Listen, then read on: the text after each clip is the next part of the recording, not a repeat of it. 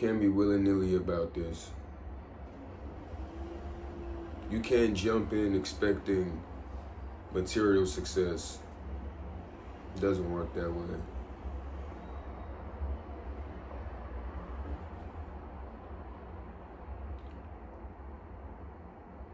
If you want money, you don't ask for money. You ask for the knowledge that represents money. If you want success, you don't ask for success. You ask for the discipline, the resolve, and the resilience that comes with success. You ask for qualities. I've noticed I gain more when I ask for qualities instead of material things. Because honestly, the hard things in life require strong qualities. You need to be patient. You need to be focused. You need to be disciplined. Those things don't come easily. Those are traits that take people years to actually master. Wisdom, bro. Wisdom is not the same thing as knowledge.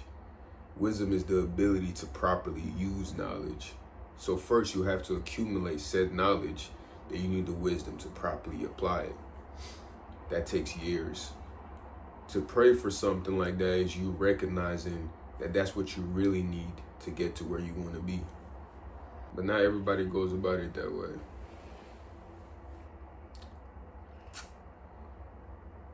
You have to choose to believe what you want to see in this world.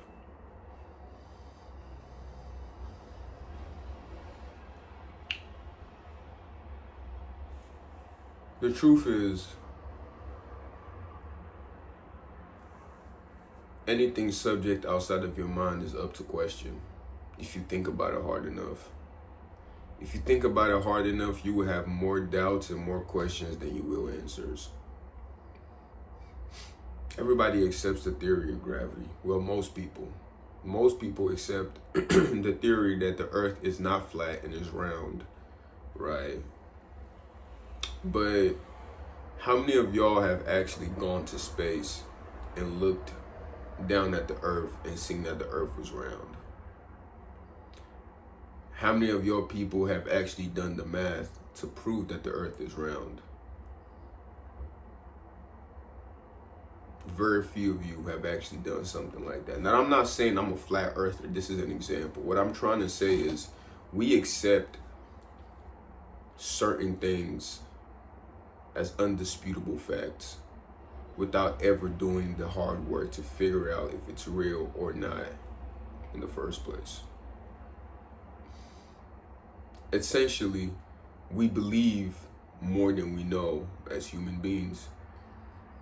And because we respect the fact that this building that I'm in right now is structurally sound, my heart is not racing that it's gonna collapse on me.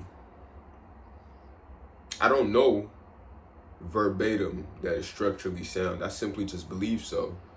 I believe that the city council made sure that this building is structurally sound. I believe that the constructors made this place structurally sound. I believe the builders did all the proper steps to make sure that what I'm sitting in is structurally sound. But I wasn't there to see them do it. I never saw their calculations. I never saw any step in this place being built, yet I believe. And I'm realizing that that is the same attitude you have to have towards the things that you aspire for in life. Towards the things that you choose to hold on to, towards the beliefs that you have of yourself. You want to stop smoking?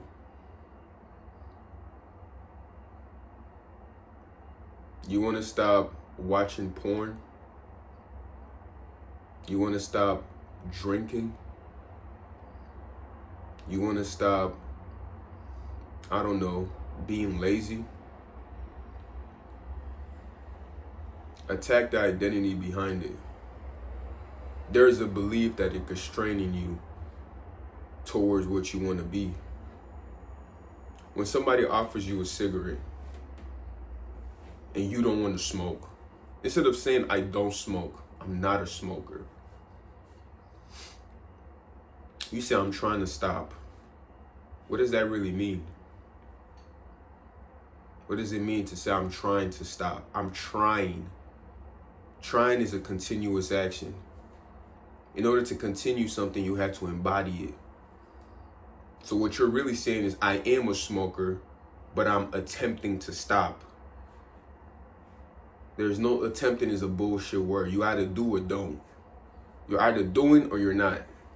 You're either in motion or you're not in motion.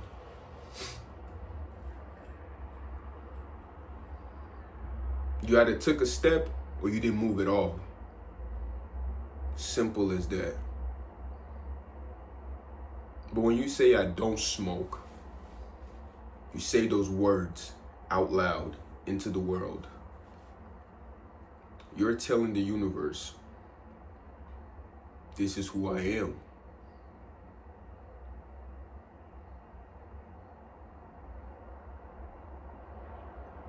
In Atomic Habits, James Clear talks about how to create healthy habits and how to break unhealthy habits. And one of the first things that he attacks is identity.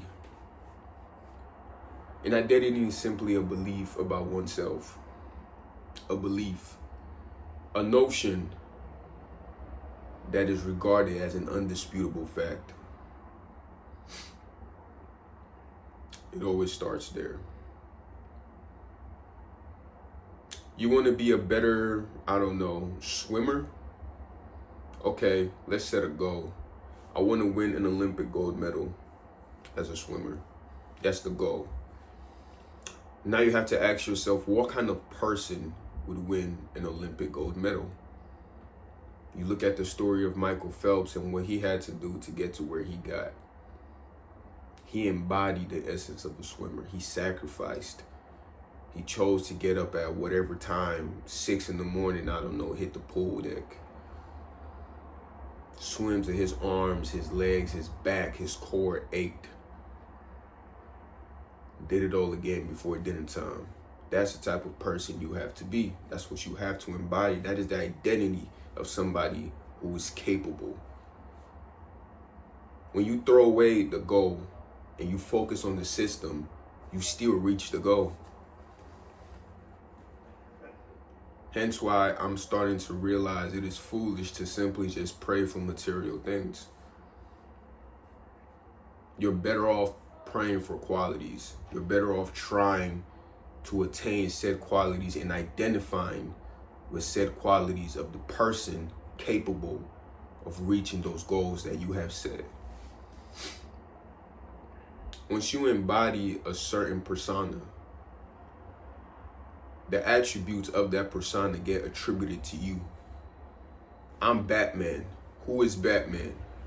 Brooding, focused, disciplined, violent, at the same time, compassionate, wealthy. Those are his qualities just off the top of my mind. But all I said was Batman. That's all I said. I just mentioned one identity. But in that identity are several qualities that make up Batman. Without Batman's discipline, he could not be Batman. Imagine Batman without discipline. Imagine Batman without being able to fight, without violence. Imagine Batman, if he wasn't a compassionate hero, he would be a villain. Imagine Batman without any money. He would just be a dude in a suit. On feet. Batmobile where? Alfred who? Wayne Corporation's where?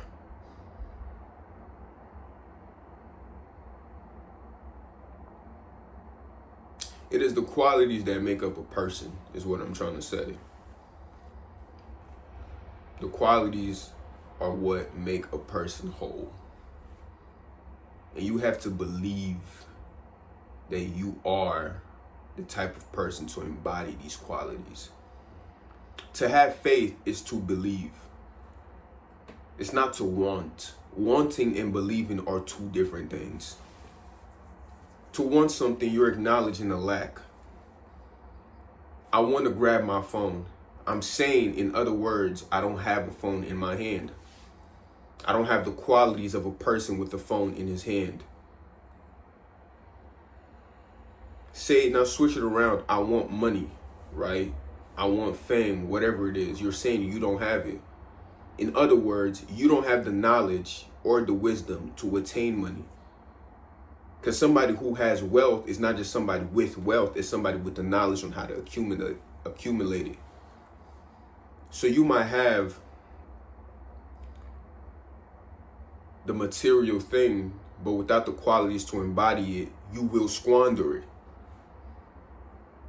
You will squander it because you have no idea how to maintain the thing that you want. You have no idea. You want the material thing without the knowledge it takes to guard it. The knowledge it takes to embody a persona of status, of wealth, of whatever it is you want. You lack it because you're not asking for it. If you ask for it, you might go the harder route. You might be put in uncomfortable positions. You might be put in places where you don't feel anything at times. You're literally numb.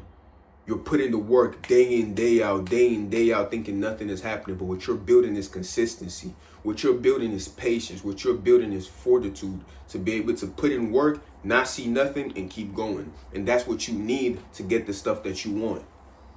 That's what you need. That's always going to be what you need at the end of the day. Because life is full of unfortunate circumstances, buffoonery. You might have everything one day, something happens, an emergency, whatever. Lose it all. If you just had the material asset and not the wisdom on how to reattain it, should you lose it, you're fucked. Pardon my language. But that's what you are. Because you never took the time to attain it. I was reading The Prince by Machiavelli, and he was mentioning the difference between two types of princes. One of them is a prince that was born into wealth, status, fame, all of the above associated with princeship. The other one is the person who had to labor for it, who had to work for it. And 9 out of 10 times, this guy beats this guy every time. Because this guy was just born into it. He takes what he has for granted. He doesn't have the wisdom to actually maintain his position. He doesn't have the skills, the cunningness. He doesn't have the techniques. He doesn't know what it's like to not have it. He doesn't know. He doesn't know his status from the bottom up. He might understand what it's like to go to the banquets, to the balls, to the fairs, to wave his hand at the people, but he doesn't know what it's like to feel the people's pain. Therefore, he doesn't understand their mentality. Thus, they rebel, and he's thrown over or killed. Whereas this prince started out from the bottom. He knows the people's struggles. He knows the steps he had to take to get to this point. So he knows everything that made him this. He knows everything that made him this. He has the knowledge and the wisdom to maintain his position. The cunningness, because he had to graft his way from the bottom up. And the perseverance, because coming from that lowly of a state to where he's at takes real grit. So he lasts longer. And in this life, longevity is way more important than spontaneity. Think about anything temporary and the results of it, of following temporary desires. Think about anything. Lust, fame, a gluttony, greed, every single sin, every single deadly sin, bro, all seven of them are based in chasing instant gratification. And if you think about the word sin, what it really means is missing the mark. Whatever mark you have set for your life, you've missed it. Because you're not paying attention. You're missing the point. Quite literally, you're missing the point. You're missing the point. Longevity. Think about the fruits of the Spirit as they put it. Patience, long suffering, grace, things like that. Those are qualities. You see how those are qualities of people who actually make things work in life? That's not to say you can't make it being evil. You probably could. But how many people do you know who made it that way who are happy? How many people do you know? I don't care what the media likes to portray or tell y'all or try to make y'all feel. And that draw ain't real, bro. It's not real. It's fugazi. Those are their highlights. They're not going to tell you what's really going on the inside. A lot of them are messed up in the head, in the soul, in the spirit, in every form. They wake up depressed every day because they realize everything is so hollow around them. There's no substance. It is the qualities that make substance, bro. It's not the actual things themselves. All this means nothing, bro. When you die, you leave everything behind. You leave everything behind. But the qualities are what allow you to be grateful for what you have. At the end of the day, the most important thing in this world, bro, is gratitude. It is gratitude, bro. And choosing to believe the world you want to see and embodying the qualities required for that life will give you gratitude once you attain those goals.